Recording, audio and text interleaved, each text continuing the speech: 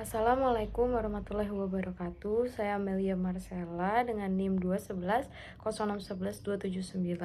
Hari ini saya akan membahas mengenai sumber-sumber hukum internasional. Yang pertama ada pengertian dari sumber hukum internasional. Sumber hukum diartikan sebagai kekuatan atau faktor yang membantu dalam pembentukan hukum sebagai bentuk perwujudan atau gejala sosial dalam kehidupan masyarakat. Adapun pengertian sumber hukum menurut Mohtar Kusumaja adalah jawaban atas pertanyaan di mana kita dapat menemukan hukum. Dalam konteks hukum internasional, substansi hukum internasional dapat bersumber dari yang pertama, praktik negara, kedua, praktik organisasi internasional, ketiga, praktik entitas selain negara, dan tulisan para hukum internasional. Adapun yang kedua, mengenai sumber hukum internasional yang dibedakan menjadi sumber hukum internasional primer dan subsidiar. Sumber hukum internasional primer itu mencakup International Convention atau perjanjian internasional. Yang kedua ada International Custom atau hukum kebiasaan internasional. Yang ketiga ada General Principle of Law atau prinsip hukum umum. Adapun yang termasuk dalam sumber hukum internasional subsidiar yaitu judicial decision atau putusan mahkamah, dan ada ajaran para sarjana paling terkemuka. International Convention atau perjanjian internasional. Perjanjian internasional berperan sebagai sarana untuk meningkatkan kerjasama internasional. Perjanjian internasional menurut pasal 2 ayat 1 huruf A Konvensi Wina 1969 merupakan persetujuan yang harus diadakan oleh subjek hukum internasional yang menjadi anggota masyarakat internasional. Perjanjian internasional berbentuk tertulis, sehingga mudah dalam melakukan pembuktian dan diatur oleh hukum internasional.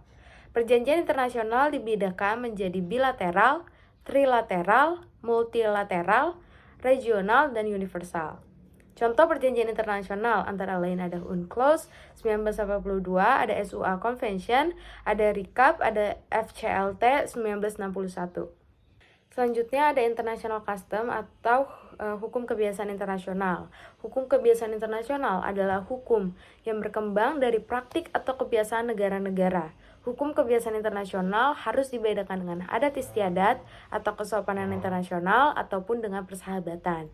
Unsur hukum kebiasaan internasional mencakup dua, ada unsur faktual dan ada unsur psikologis. Unsur faktual artinya praktik umum oleh negara-negara yang dilakukan secara berulang-ulang dalam jangka waktu yang sama. Selanjutnya ada unsur psikologis atau opinion jurisif necessitas, artinya untuk menguji keberadaan suatu hukum, kebiasaan tidak cukup hanya dengan melihat praktik negara-negara saja, melainkan perlu diketahui mengapa negara mempraktikkan seperti itu. Hal ini harus diikuti dengan adanya keyakinan pada negara bahwa apa yang mereka praktikkan merupakan suatu kewajiban atau hukum yang harus dipatuhi, bukan hanya sekadar habitual saja. Dalam hukum kebiasaan internasional terhadap prinsip persistent objector, artinya masih dimungkinkan terdapat beberapa negara yang tidak terikat dengan hukum kebiasaan internasional atau dalam pengertian lain menolak hukum kebiasaan internasional secara terus-menerus. Bukti keberatan atau penolakan tersebut harus disampaikan dengan jelas oleh suatu negara. General Principle of Law atau prinsip hukum umum. Prinsip hukum umum adalah prinsip hukum secara umum yang tidak hanya terbatas pada hukum internasional saja, melainkan dalam hukum perdata, hukum pidana, hukum lingkungan, dan lain-lain. Beberapa contoh prinsip hukum umum antara lain ada pacta sunt servanda, res judicata, nebis in idem, good governance, good faith, nullum delictum nulla poenam legionali, retroaktif, dan ada dati to cooperate.